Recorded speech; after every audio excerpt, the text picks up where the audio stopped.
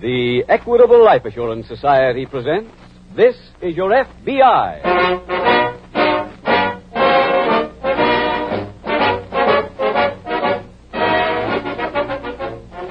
This is Your F.B.I., the official broadcast from the files of the Federal Bureau of Investigation. Presented transcribed as a public service by the Equitable Life Assurance Society of the United States and the Equitable Society's representative in your community.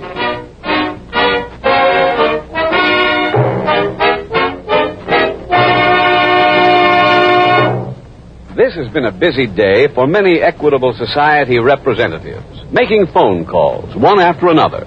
Calls to men and women who look as if they were due to travel far on the road to success. These men and women were asked to do a very simple thing, to listen to tonight's announcement about the Equitable Society's plan for men and women on the way up. In about 14 minutes, I'll give full details on this special plan for every man who feels that he has what it takes to succeed. It is offered by the Equitable Life Assurance Society of the United States.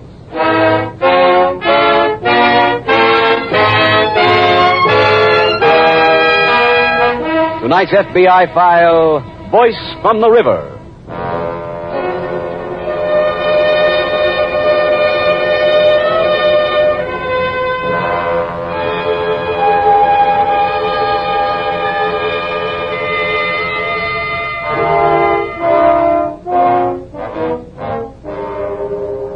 In ancient times, it is recorded that the king of a large nation once called his wise men together and asked them to compose a sentence.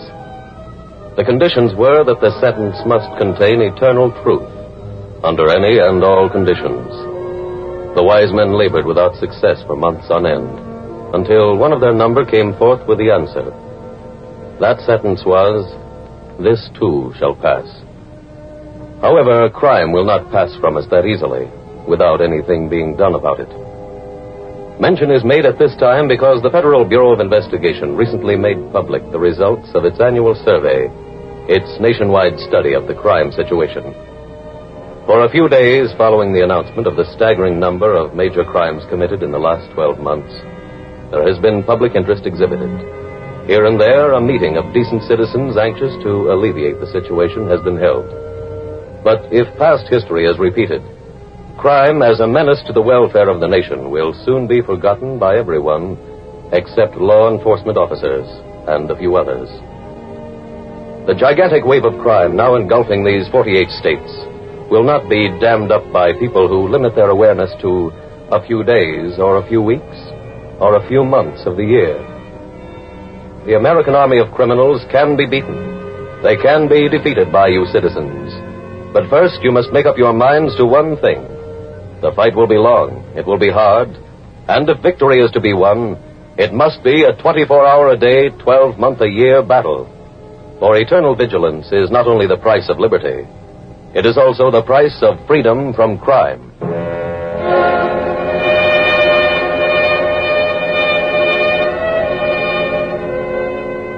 Tonight's file opens as dusk falls on the western plains. A blanket of quiet lays over the desolate wastelands, disturbed only by the sound of horses carrying two lean men down the slope toward a shallow creek. Chuck? I tell you about this morning? What? Had quite a scare. Thought one of the calves had black leg. Oh? Which one? That big critter with a white nose. She come in walking lame. Say, take a temperature? 103. But she's okay now. Oh, that's good. Hey, what was that? What?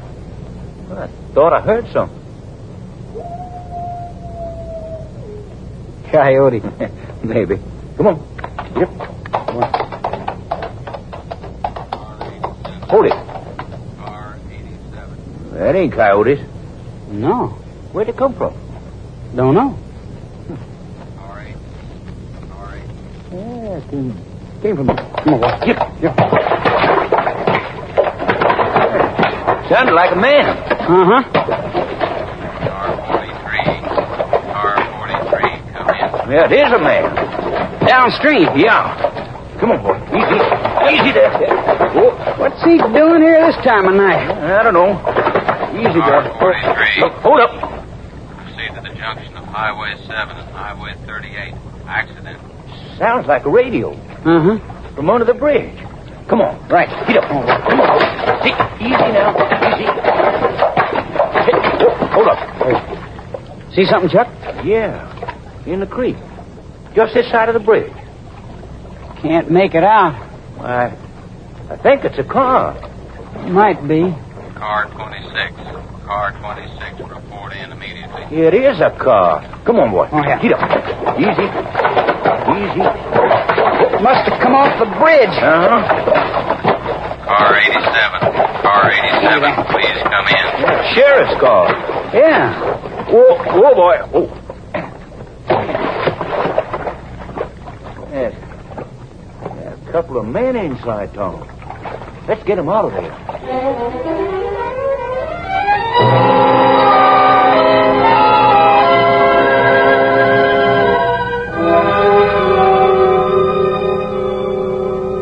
Meanwhile, FBI Special Agent Taylor is just arriving at the nearby office of Sheriff Ken Hamilton.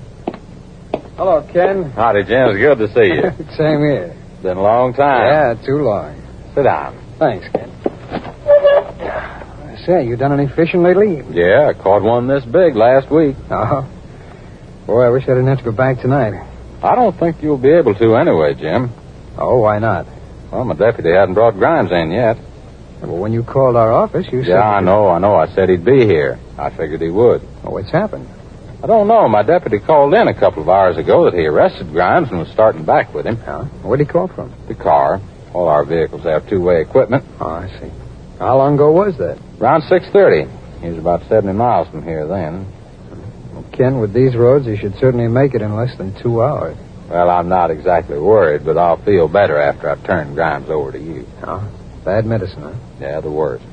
I didn't get a chance to study his record. I was just told to interview him after you sent word that you'd picked him up. Well, he was under suspicion for a long time for stealing cattle. Mm-hmm. One day, a couple of months ago, a federal marshal caught him at it. Grimes drew a gun and killed him in cold blood. Yeah, we were looking for him for assaulting a federal officer. Pardon me, Jim. Sure, Ken. Hamilton speaking. What's that? Are you sure? Oh. Where? Uh-huh. Yeah, I know the place. Right. Bye. Jim, that deputy's car crashed through a guardrail and went into a creek. The one who was bringing in Grimes? Yeah, come on, let's get out there.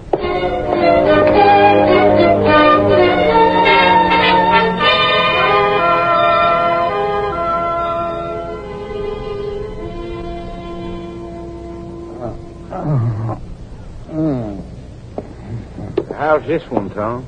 Coming to. Who? Where? Take it easy, partner. No. You just lay there. But I'm all right. Where am I? In our cabin. Well, what happened? You crashed off the highway. Oh, yeah. I remember now. You the sheriff's deputy? Huh? Oh, yeah. That other fella deputy, too? Where is he? In the other room. He's still out. Oh, I guess these handcuffs are yours. Yeah, thanks. Where'd you find him? Floor of the car. Oh. Must have come off him when we crashed. Who is he? Prisoner I was taking in, a fellow named Floyd Grimes. What's he done? Cattle thief. Here, give me a hand up, will you, please? Thanks. Well, how'd we get here? We found you and brought you back. Oh. Don't guess there's anything left of my car. Not very much. You got one I can use? Well, it's pretty old. Don't run very good. Well, I'm handy with motors. Where is it? Out back of the cabin. Okay, let's have those cuffs. I'll go in and put them on Grimes. And I'll see if I can fix your car.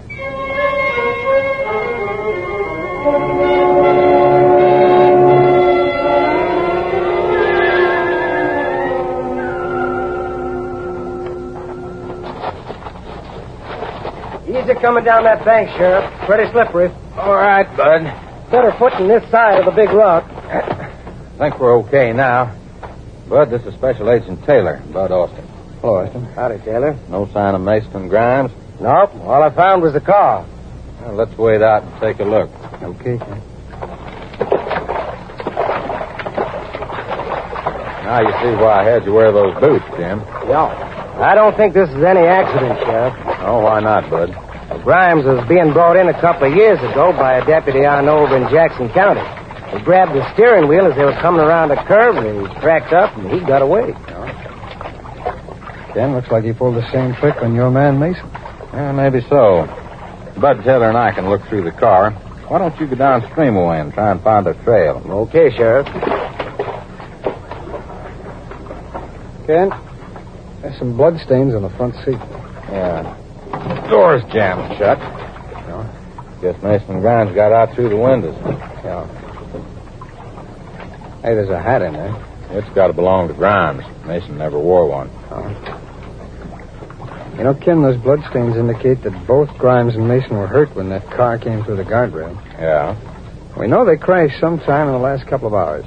Yet when we get here, they're gone. Hey, Sheriff, I found something. What's that, Bud? Footprints on the bank a short way downstream. Fresh ones? Uh-huh. 2 horses. Maybe Grimes had friends waiting here for him. Yeah. You got any plaster of Paris in your car, Ken? Oh, yeah. Let's make some impressions of those hoofprints, huh? Oh, okay. Maybe we can get a blacksmith in town to identify the shoes for us. That'll give Grimes a pretty good head start. Yeah, there's no way to avoid it. We can't follow the prints at night anyway. Let's take the impressions and then come back here again at dawn.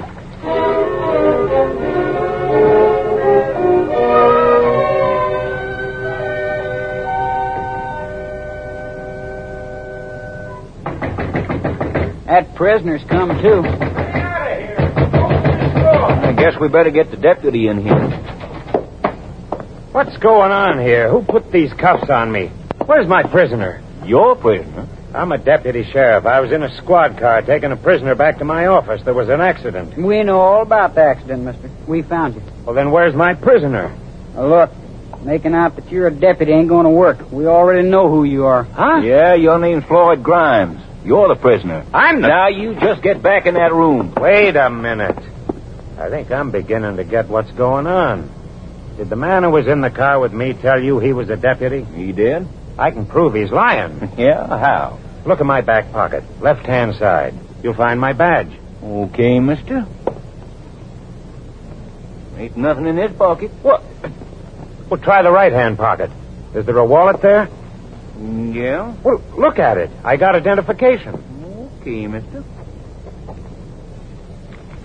Well, Chuck? Nothing in here but a letter. The girl's picture. The letter's written to Dear Floyd. I see he came, too. That's him. That's Grimes. Mister, he's been trying to tell us he's a deputy. Well, that's the truth. Come on, Grimes. I'm taking you in. Wait, you men have got to believe me. Look at the marks on his wrists. They're from the cuffs. Come on. Oh, hold on now. I think I got a way to make sure which one of you really is a deputy. Me and Tom are going to town with both of you. Let the sheriff tell us. Sure, let's go. How about you? I'm staying here. Hey, he has a gun. Hey, that's my gun. Yeah, and tell those cowhands I know how to use it. Now, all 3 of you turn around and face up to that wall.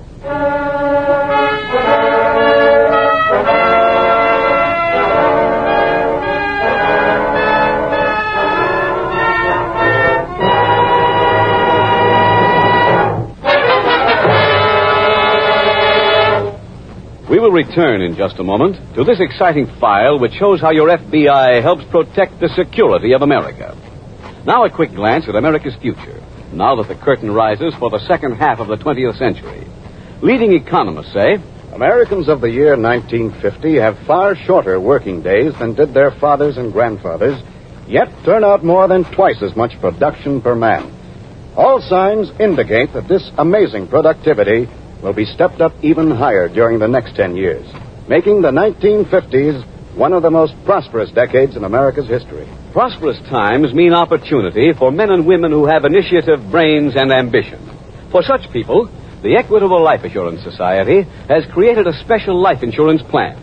It's known as the Equitable Plan for Men and Women on the Way Up.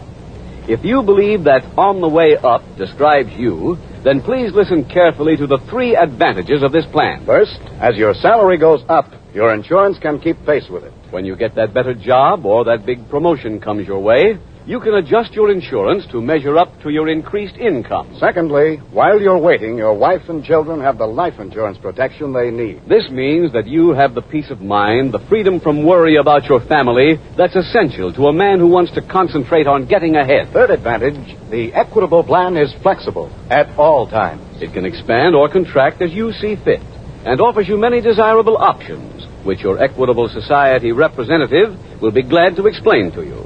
So why not get in touch with him right away? Phone him and ask for full details on the Equitable plan for people on the way up. Or send a postcard care of this station to the Equitable Society. That's EQUITABLE. The Equitable Life Assurance Society of the United States.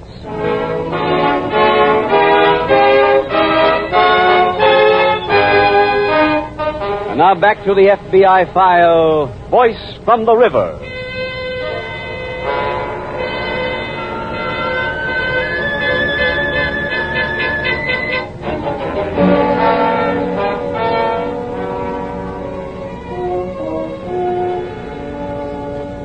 Tracing the derivation of a word is usually a rather simple matter.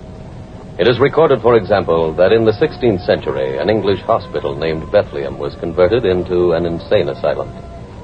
The noises from the huge building soon became famous throughout England, and any such collection of mad screams was known as Bethlehem. As years went by, the pronunciation became slurred, and we got our present word, bedlam. It is, however, somewhat more difficult to trace the derivation of a criminal, of such a man as you are meeting in tonight's case from the files of your FBI. On the surface, he came from a good family.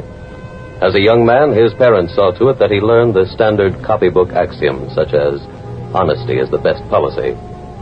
Closer investigation showed that as he grew up, he saw his parents do things that didn't agree with the words they preached. They laughed at the dinner table about cheating on their income tax, as if it were honest because you were only stealing from the government.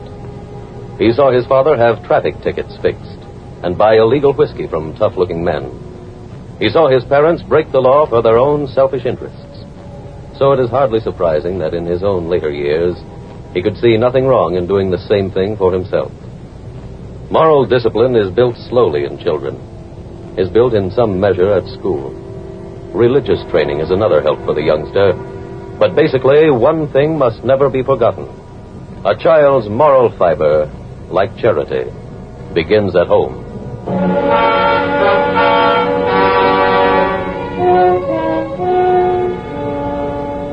Tonight's file continues in the lonely cabin shortly after Floyd Grimes has revealed his identity. The other three men stand facing the wall.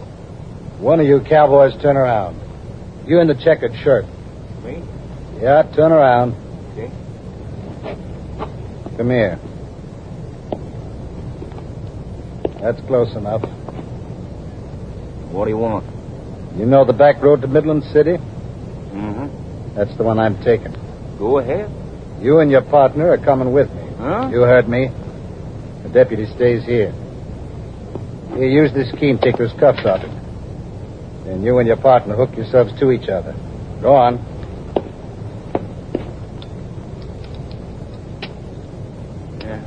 Give me a left wrist, bro. Let's have that key. Here. Now, I'll say goodbye to the deputy.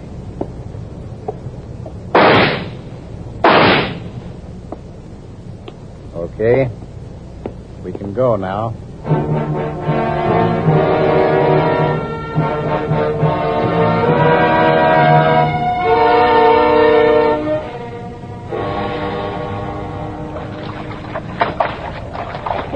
Ought to be light enough to find those hoof prints again, Ken.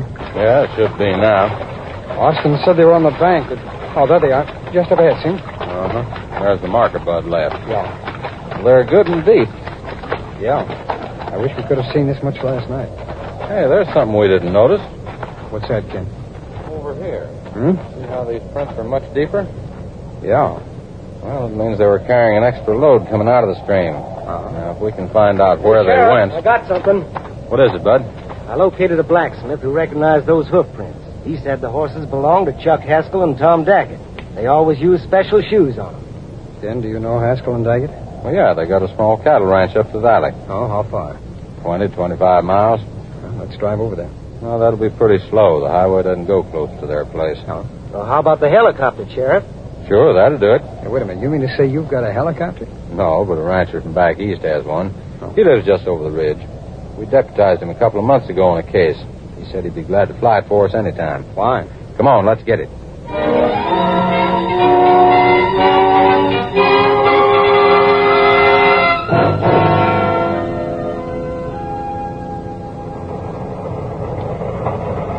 There's a fork in the road up ahead.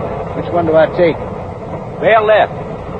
You sure? Well, if you don't believe me, go the other way. How come there are no signs?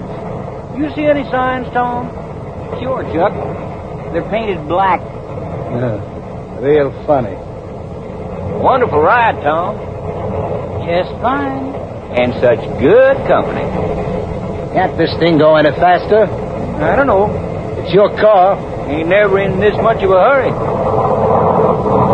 Oh, now what's that? You sneeze, Tom? Don't think so, Chuck.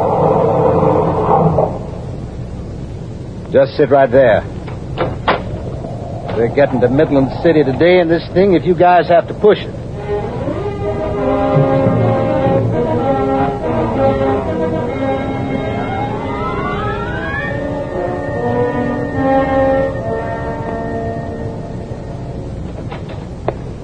Ken, how's Mason?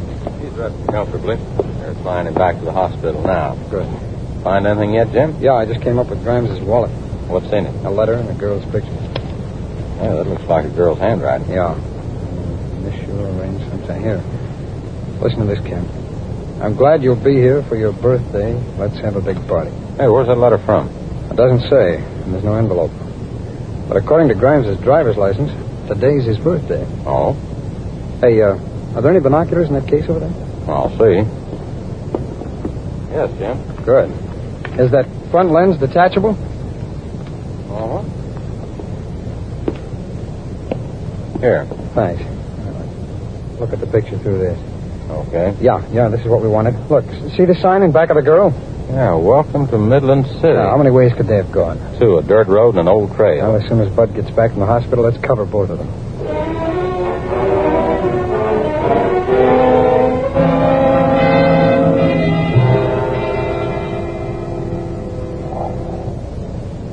Well, maybe it'll start now.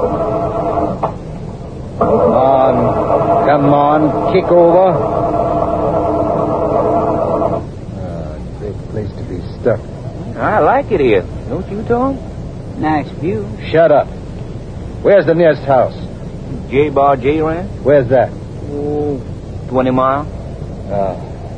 We could dig a little gold while we're waiting. There's a mine right up there on the hill. Why, so there is. Like to do some mining, mister? All I want is to get to Midland City. Hey, what's that? Well, now, look at there. One of the helicopters. Yeah, I wonder what they're doing way out here. I could make a guess, Chuck.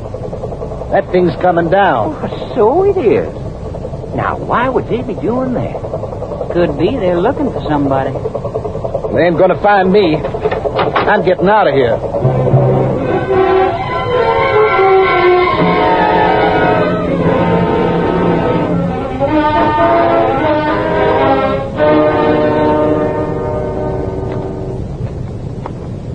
I hope those men were right, Ken. About seeing Grimes' head in here? Yeah.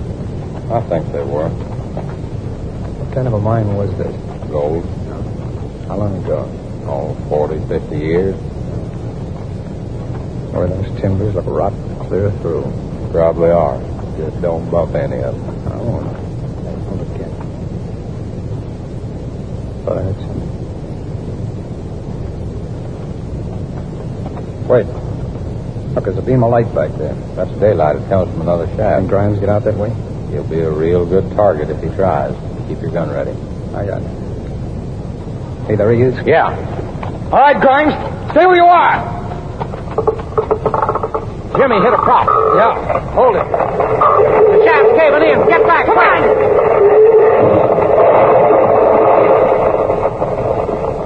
Oh, that was a close one. Yeah. Looks like we'll have to organize some digging. Yeah. For a course.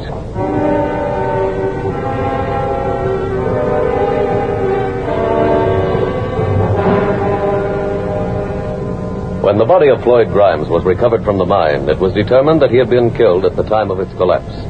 However, as you have seen, only death prevented his capture. The actual cause of death was the fact that Floyd Grimes ran into one of the rotten timbers supporting the mine shaft. But figuratively speaking, he met his end back in the cowboy's cabin. Met his end when Special Agent Taylor used the front lens of a pair of binoculars as a magnifying glass so that he could read a small sign in the background of a picture of Grimes' girlfriend.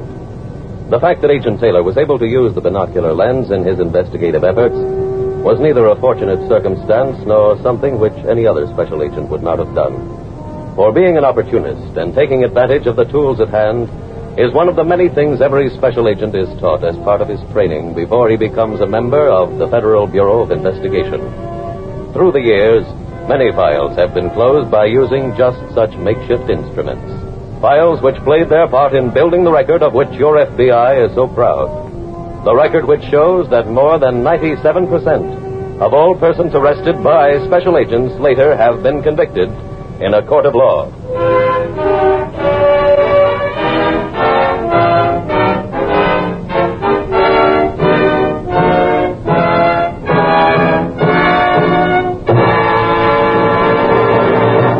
In just a moment, we will tell you about next week's exciting FBI file. Now, one last word on the Equitable Society's plan for men and women on the way up. It's a plan for the man who can be sure that someday he'll be leaving his boss's office like this. Thanks again, Mr. Randolph. Oh, brother, what a raise. From now on, I'm on Easy Street. If you're that kind of man, then the sooner you get in touch with an Equitable Society representative, the better. Ask him for full information on the Equitable Society's life insurance plan for men and women on the way up. Or send a postcard care of this station to the Equitable Life Assurance Society.